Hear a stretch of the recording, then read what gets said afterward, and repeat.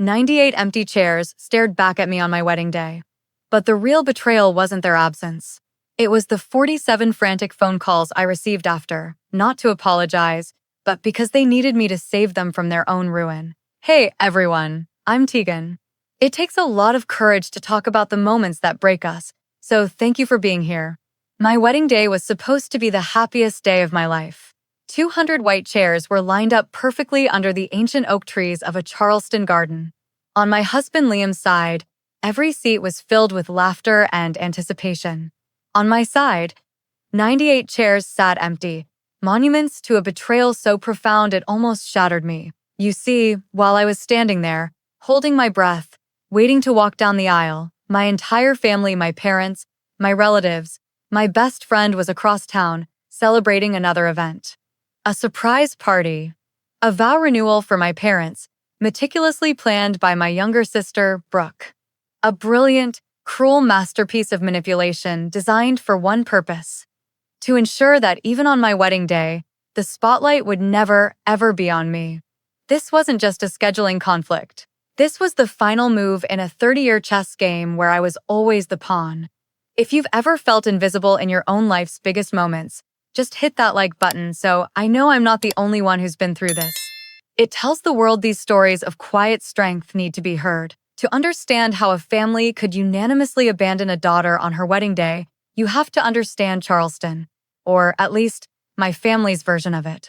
We lived in a beautiful historic house south of Broad Street, where appearances weren't just important, they were everything. My father, Harrison, was a partner at a prestigious law firm, and my mother, Meredith, chaired 3 different charity boards. Our family was a brand, and my younger sister, Brooke, was its star product. Brooke was born with a spark that charmed everyone. She was the debutante, the socialite, the one whose picture was always in the local glossies. My parents poured their resources into her equestrian hobby, her art gallery internships, her endless social engagements. I, on the other hand, was the reliable one. The quiet, academically gifted daughter who became a financial analyst. I was the family's invisible infrastructure, the one who managed their investment portfolios, filed their taxes, and quietly cleaned up Brooke's frequent financial messes. While they celebrated Brooke's C+ average in art history, my full academic scholarship to Duke was met with a simple, "Well, of course you got it, Teagan. You've always been so sensible." In their world, Brooke's charm needed constant nurturing, while my competence was just expected. I wasn't a daughter to be celebrated, I was a utility to be used. If you've ever felt like the fixer in your family instead of one of the children, just type the city you're watching from in the comments. Let's see how far this silent army of reliable ones reaches. The betrayals started subtly, like hairline cracks in a foundation, long before the wedding. The most painful harbinger of what was to come involved my grandmother's ring. It was a beautiful, vintage Cartier piece from the 1920 San heirloom my grandmother had specifically bequeathed to me, her first grandchild.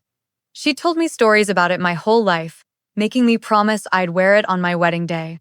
My mother, Meredith, had held onto it for safekeeping. When Liam and I got engaged, I excitedly asked for it. Meredith hesitated, her eyes flickering with an unease I couldn't quite place.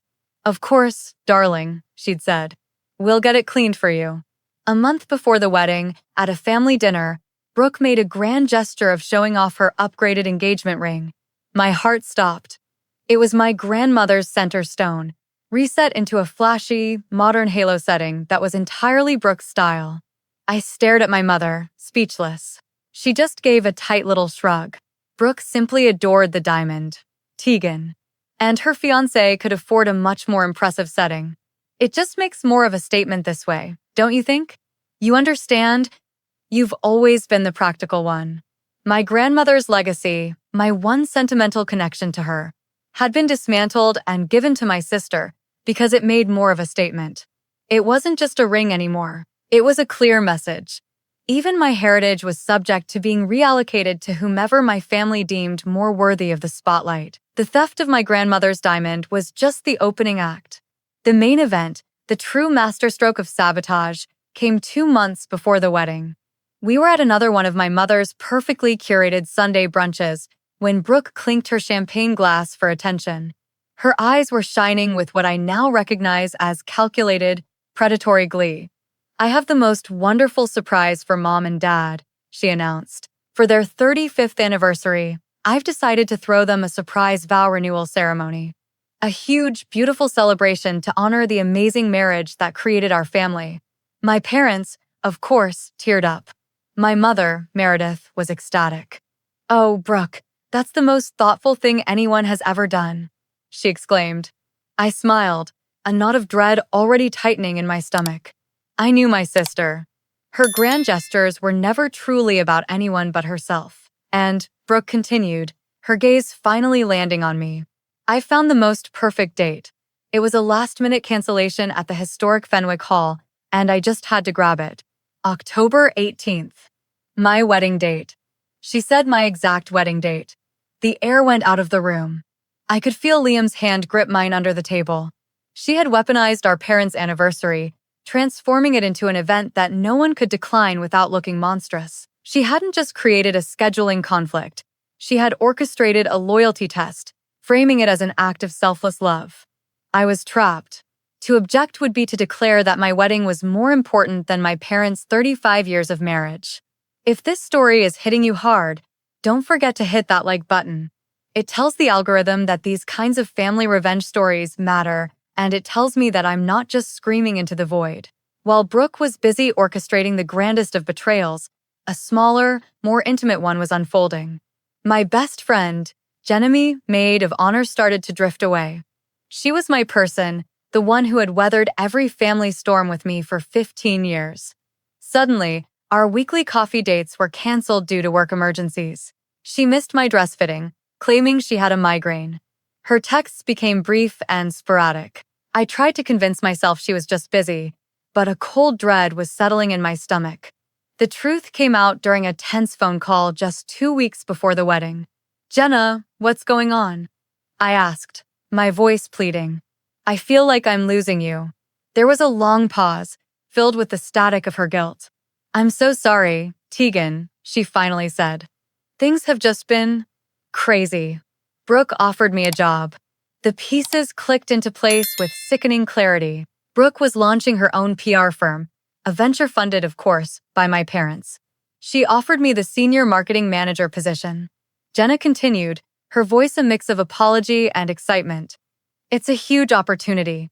But she said she really needs my help to launch it successfully, and that means helping her with this vow renewal. She needs it to be a massive networking event." So there it was.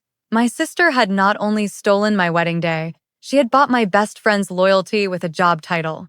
My friendship, our 15 years of history, was simply collateral damage in Brooke's relentless pursuit of the spotlight.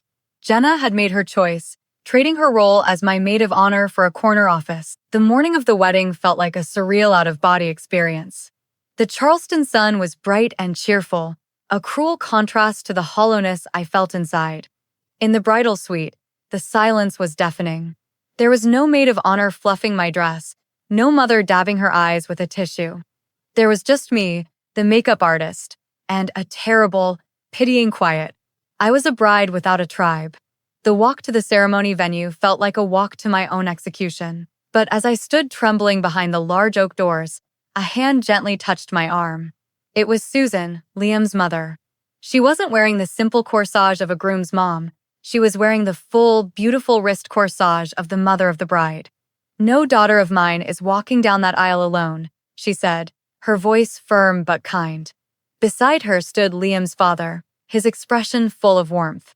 They each offered me an arm. As the doors opened, the sight of those 98 empty chairs on my side hit me with physical force. But as Susan and Harold walked me down that long, lonely aisle, a different feeling began to emerge.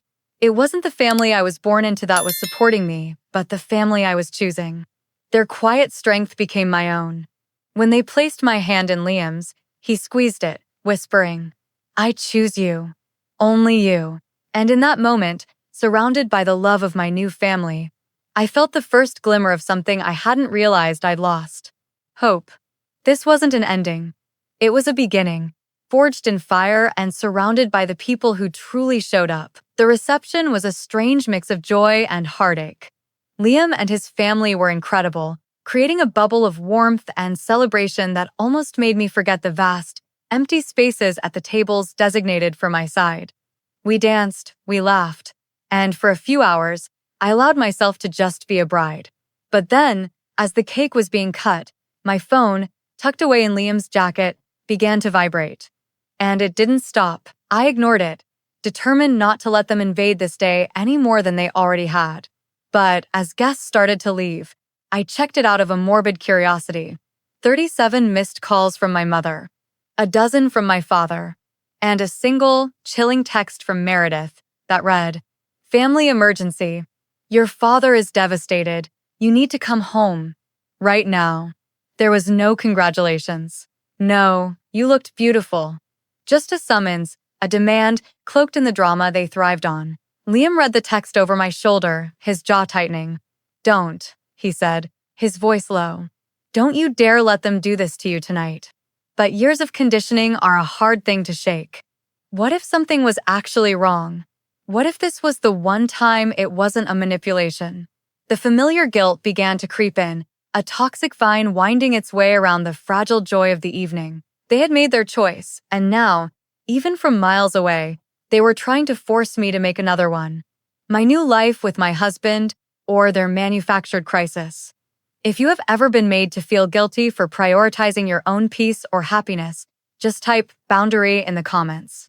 It's a small word, but it represents a universe of strength we all deserve to have. We spent our wedding night in a tense debate at our hotel, the romance overshadowed by my mother's frantic calls. Against Liam's better judgment, I convinced him we had to go. Just for an hour. Just to make sure. The next morning, foregoing the first day of our honeymoon, we drove to my parents' house. The atmosphere was thick with a funereal gloom. My parents, Harrison, and Meredith, my sister Brooke, and her fiancé were all gathered in the living room, looking exhausted and angry. "What's the emergency?" I asked, my voice devoid of warmth. "Is Dad okay?" My father, looking pale, finally spoke. "At the party yesterday, your sister made an announcement." He gestured toward Brooke, who was staring at the floor. To celebrate our vow renewal and her new company, she convinced us to co-sign a business loan, a substantial one. $500,000. I felt my blood run cold. I knew my parents' financial situation. They were house, rich but cash, poor, living off credit and my father's reputation. "And?" I prompted, already knowing the answer. "The primary investor. He was a guest at the party." Meredith whispered, her voice cracking. "He saw Brooke get drunk and make a scene. He called this morning. He's pulling out. The bank loan is already finalized. Harrison and I. We're on the hook for the entire amount. We're going to lose the house." The emergency wasn't an illness or an accident.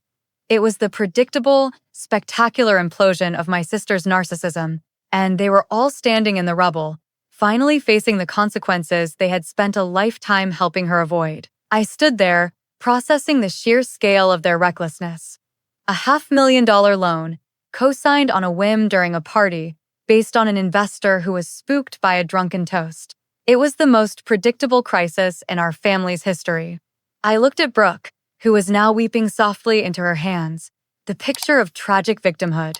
"So," I said, my voice as cold and flat as a slate tabletop, "the emergency is that you're finally facing the consequences of your own terrible decisions. Why am I here?" My father, Harrison, had the audacity to look offended.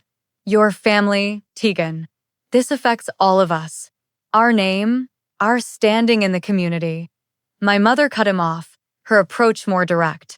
She walked toward me, her hands clasped in a gesture of desperate appeal. "Darling," she began, her voice sickeningly sweet, "we know you and Liam have been so responsible. You've been saving so diligently." I could see where this was going. The air thickened with the audacity of what she was about to ask. "The money you received for the wedding," she continued, "and your down payment for the new house. It would be enough. It would be enough to cover the initial payments and give us time to figure things out. It's just for a little while. You're a financial analyst. You can help us sort this. It's what family does." I just stared at her, a silent, incredulous laugh building in my chest. They hadn't just skipped my wedding. They hadn't just tried to ruin it. They were now standing here, asking me to sacrifice my entire future, the one I had just pledged to my husband, to pay for the party they chose over me. If this moment of absolute audacity is making your jaw drop, hit that subscribe button. This is a space for everyone who has ever been expected to clean up a mess they didn't create. And this story is far from over. Something inside me didn't just snap, it turned to steel. The years of quiet resentment, of being the sensible shock absorber for their chaos, coalesced into a single moment of absolute clarity. I held up a hand, silencing my mother's pathetic stream of pleas. "Okay," I said, the calmness in my voice surprising everyone, including myself. "You want my help as a financial analyst? You'll get it. But we do this my way." For the next 2 days, I didn't yell or cry, I worked.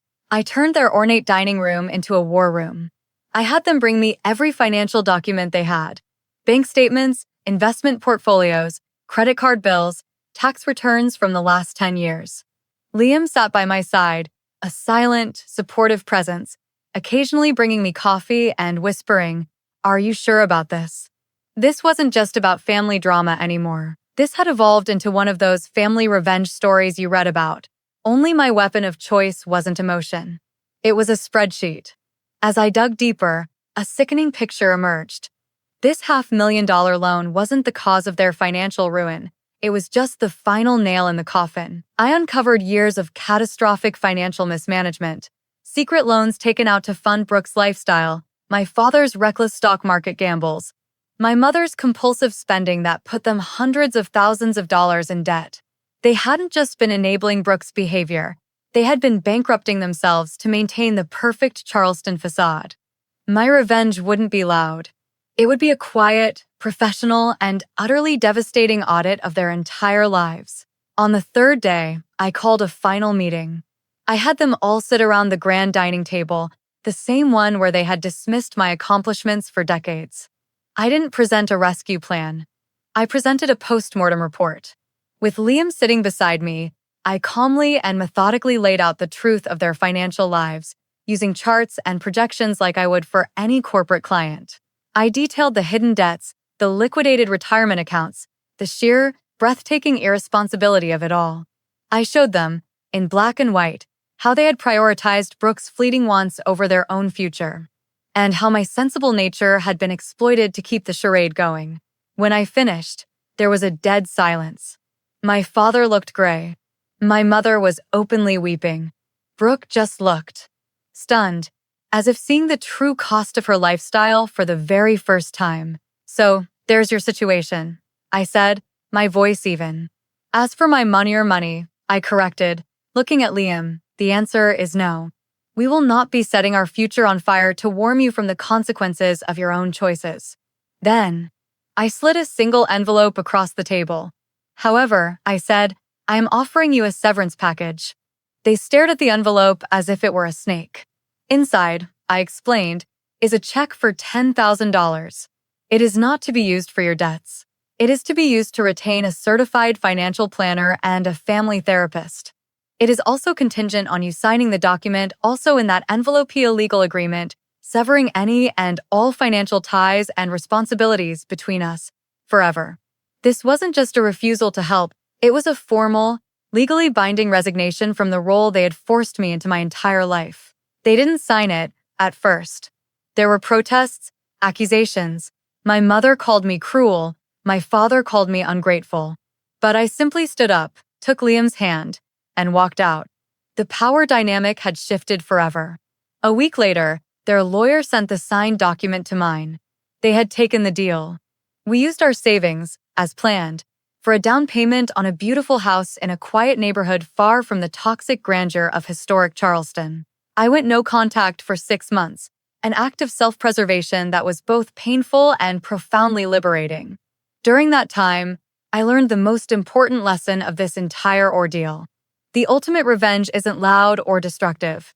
The most powerful act of defiance against a toxic family is to live a happy, peaceful, and successful life without them.